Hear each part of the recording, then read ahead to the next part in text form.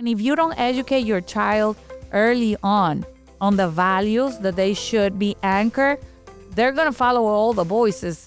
There are 4 things that children need every single day. If you do these 4 things, they're going to be fine.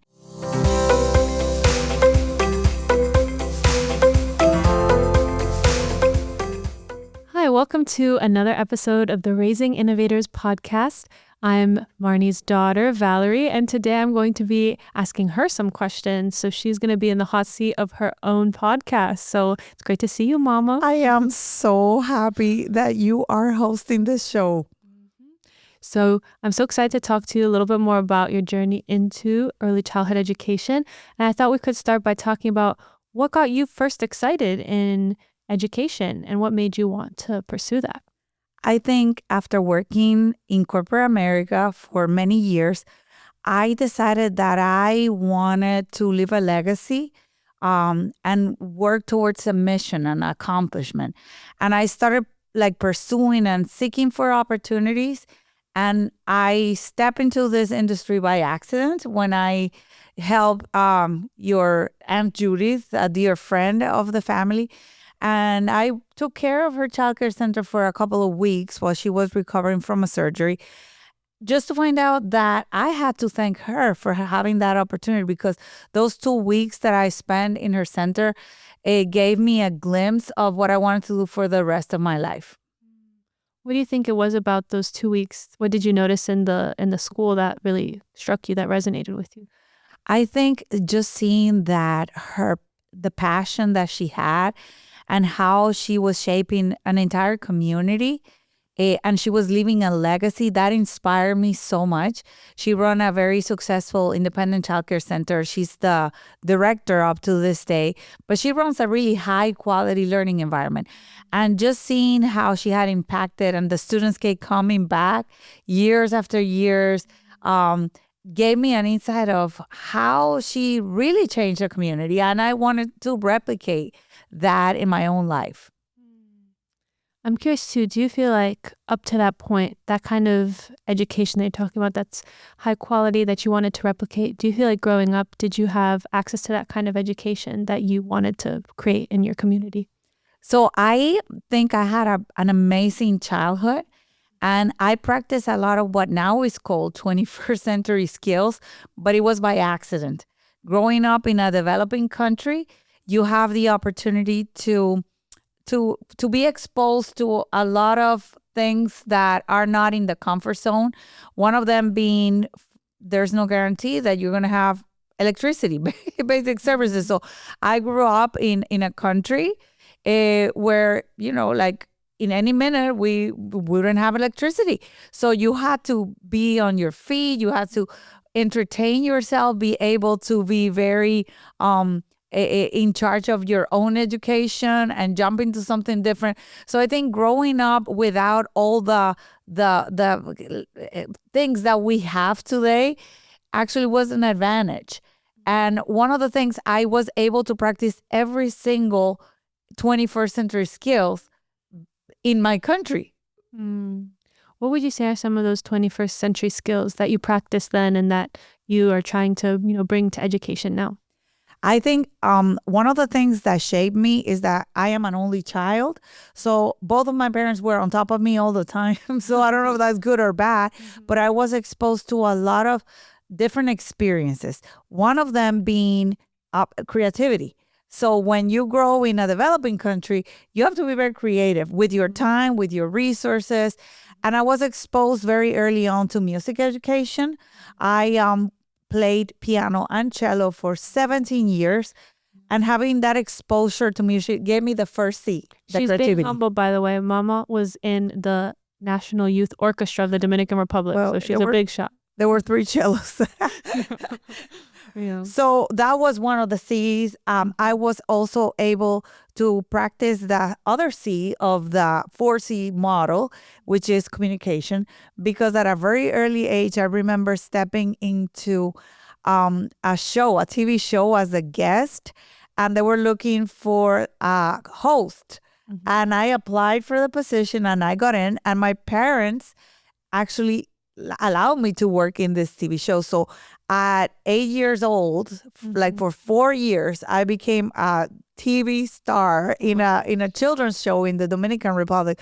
So I had this opportunity to practice communication skills by chance, and a lot of this informal training prepared me for what I'm doing today. That's amazing. It's that like common thread between then and now, something you were born to do.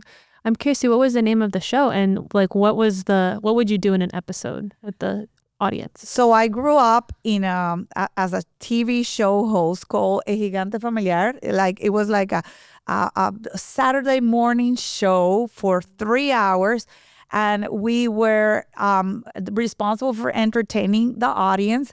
I had 3 friends that are my friends until today. And we were giving the news, we were cooking.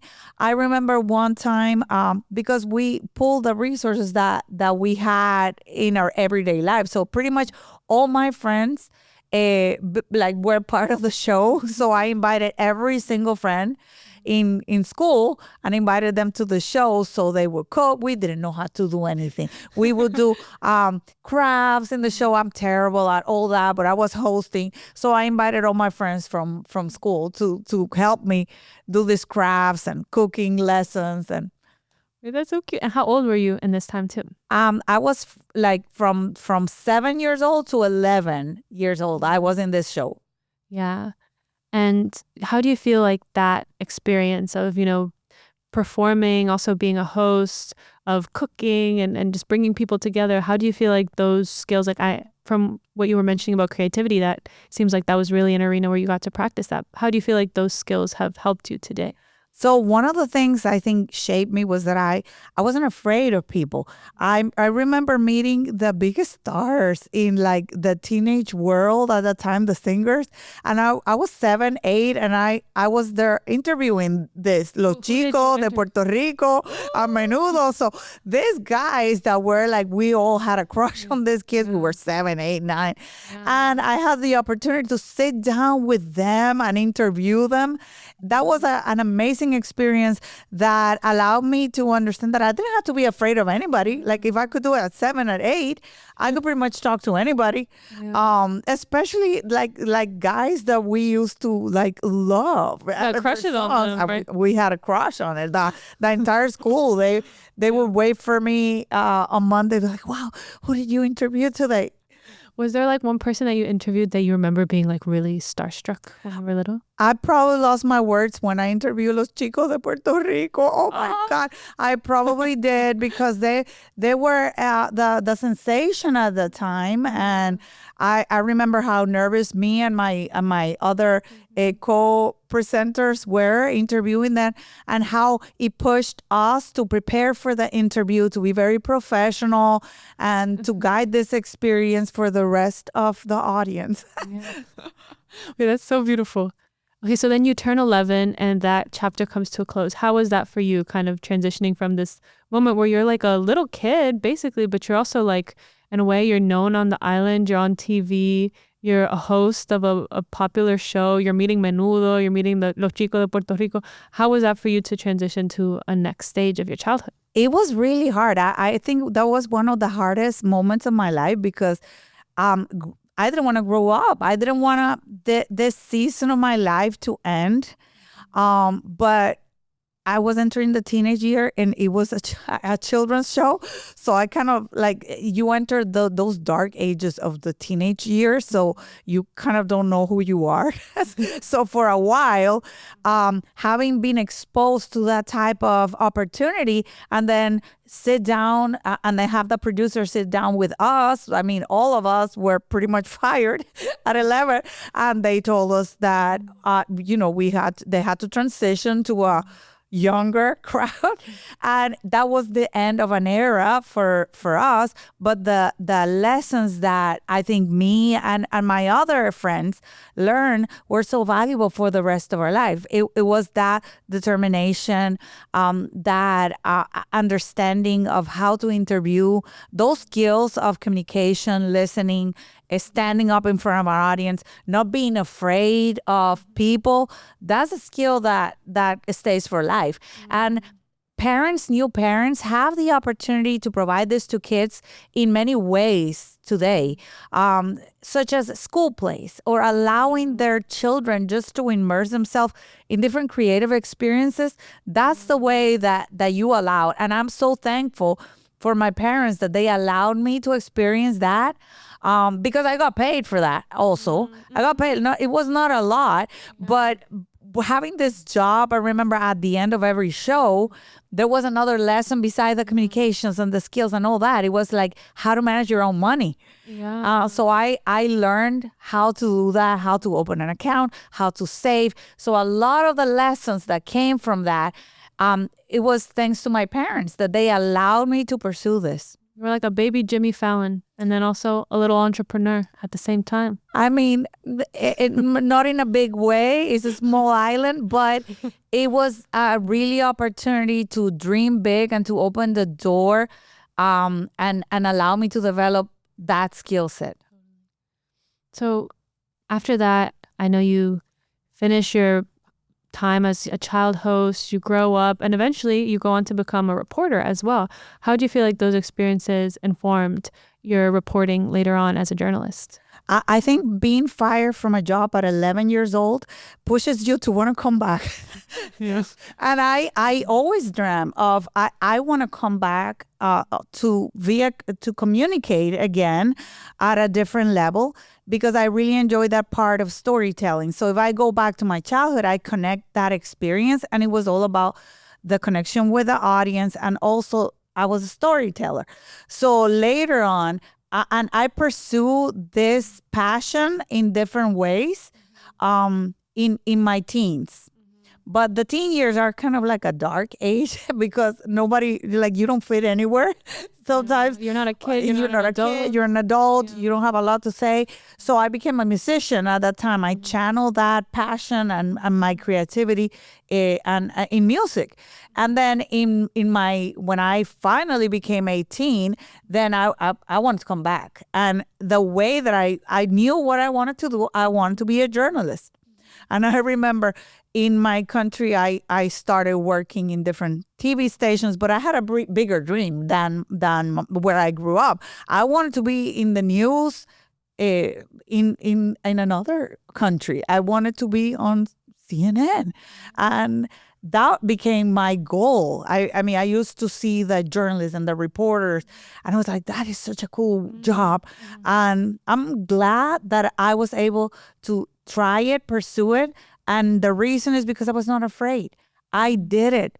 And once I did it and I explored that aspect and of my personality, once I did it, I was like, wow, I outgrew it. I was like, I did it, and I'm glad that I did it. But I'm moving on to something different, a different interesting. But I think that when we grow up and we don't accomplish certain goals, that it stays dormant in us, and we always try to go back. I think it's very important for parents to allow their kids to explore their passions, and that's why we are so driven by this type of education. I'm curious to something I've always admired is that story of how you got your first job at CNN in Spanish, and how how do you feel like, would you want to share how you went from like a person who, was just in the Dominican Republic, didn't have a lot of connections to anyone in CNN. How were you able to get your foot in the door on that kind of global scale? Well, so actually I didn't start in CNN. I started in Telenoticias, which was like an NBC Telemundo news channel. And they were opening up an office in Miami. And I remember I just called the producer like 100 million times until one day he said, you know what? I am just going to give you an opportunity because I don't want you to call me again. And I was so persistent, and I didn't take no for an answer. And I think that's one of the qualities that you want in a journalist, that I always got around of the stories that I wanted to pursue. So I called, I was persistent, I didn't give up, I didn't take no for an answer. And I think that's what they saw at the beginning. I was very rough in my skills as a journalist. So I had to grow and become a journalist because I didn't study that. I didn't go to school for that. So I learned on the job. Totally. And I think after a couple of years of experience with them, I think 1 year, I was able to be on a news, reporting on a news, and I was the first one. Even American TV, I was working for like a breaking Hispanic. news? Yeah. So I was the first on a breaking news, and CNN Spanish, they happened to see a story that I covered, and that's how I got connected first. And that was such an amazing experience because I got to work and develop stories. And my first boss, Christopher Crommett, is his name. He was such an extraordinary leader and somebody that really shaped my career later in the future because he was a mentor, a leader. He ended up becoming the CEO of the Spanish division during those years. But he was such an inspiring person until this day that really shaped my career that early on. So, and in your story, like your childhood going up to this times in your 20s, I'm hearing so many threads of, the creativity that you were able to foster in different avenues, from hosting to journalism to music, and then also that kind of resilience and perseverance. And I'm curious, like, how you see those two values now playing out in your curriculums, in your schools, and in the kind of things that you are trying to teach kids and how to prepare them for the careers that they have in front of them. So having had that gift from my environment and my parents and all these opportunities, I knew that it wasn't formal schooling what shaped me. It was those extracurricular experiences that I had the opportunity. And I wanted to offer that to all the children. Once I committed to devoting the rest of my life to this career, I became a lifelong learner of all the trends, everything that was happening in the education, in the research, connecting with all the players, the main players, so that I could learn from them and try to bring all that knowledge into the curriculum. And one thing that I noticed is that it was an industry, not only early childhood, but a lot of education was stagnant. It didn't offer children that opportunity. And I wanted to bring our students at our schools those same experience that I had growing up. Having that opportunity to try entrepreneurship, building your own business when in your 7, 8, which I had the opportunity to do that, or hosting a show or being on a podcast at 7 or 8. I wanted children to experience hands-on. And for the first time, I discovered that, yes, there is science. This is science-backed. The new trends in education are actually bringing that whole point of experiential learning and passion-driven learning. That's the way children learn. And that's what I had the opportunity to experience when I was a child. I think it mostly happened organically, but now I was able to develop this framework with a lot of really smart people that help us shape it and develop this framework so that all children could have the opportunity to learn this way. I'm curious too. I know we've chatted before in the past too about that kind of framework you've been working with, and I've found it so interesting. The curriculums kind of being structured around, the acronym CAPE. And I'm sure you can maybe explain to the listeners a bit more about that. But I know it's inspired a bit by design thinking and maker-centered learning. I'm curious if you could share a bit more about how you develop your curriculums, like what the framework is and what inspired it. So when we started working on our curriculum, we wanted to develop a framework that would incorporate all the new trends in education. There was nothing done like this for the early childhood industry, so we had to kind of level up, incorporate all the skills and bring it to the level of young children, which was very helpful because a lot of the themes I didn't even know myself. Like in STEM or science, like I wasn't very good at some of these areas like chemistry or engineering. So just going back and seeing it from a child's eyes and just developing these lesson plans was very helpful. So the first thing we did is I brought together a team of researchers and professors. So they brought that knowledge and then we mixed this with practical skills. So we brought the teachers in the classrooms and we combined the two and we made something beautiful. So we called it the innovation advantage because we believe that when children are exposed to the education, the way that we educate children have this skill set that is for life. They're future ready. And the best way, the biggest challenge that we had, it was how do we communicate this to other teachers and to the parents? It took us a couple of years to figure this out, but it was a framework and the best way, it started with 5 letters, and then a group of teachers and professors, including Dr. Debbie Mitchell, Sarah Sprinkler, advisors, they narrowed it down. Let's say, let's make it 4 letters. And those 4 letters were the CAPE strategy. The cape, like the cape that you wear, superheroes wear. And the image was these children that were superheroes because they're born superheroes. So the branding matched how we saw the children. And the letters were pretty much summarize what children need to know to be future ready. So it was the challenge. So C is what? Challenge? So the first letter is C, is challenge. So What is A? A is analyze, P is produce, and E is evaluate and communicate. So the way that we frame it is like the first C is challenge, because every single lesson plan from every domain incorporates all these letters. So the first one is challenge. So when you give a child a challenge to solve something, they have to be creative. You attract, it's like a hook. It's like, how can we help this turtle cross the street? So every lesson plan started like this. And that brought a lot of different ways to begin the lesson plan.